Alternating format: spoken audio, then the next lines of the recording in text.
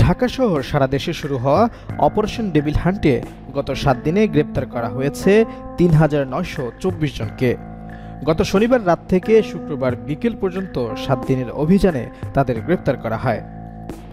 শুক্রবার সন্ধ্যায় পুলিশ সদর দপ্তর থেকে এ তথ্য জানানো হয়।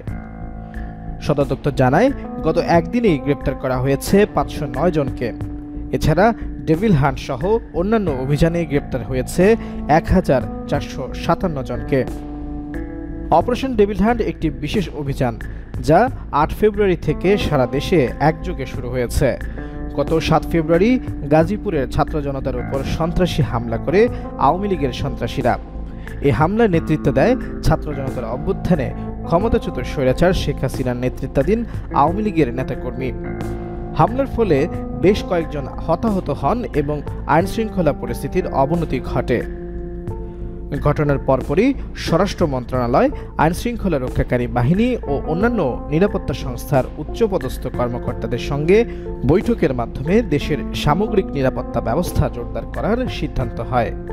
এরই ধারাবাহিকতায় ডেভিল হান্ট নামক বিশেষ অভিযান শুরু হয়।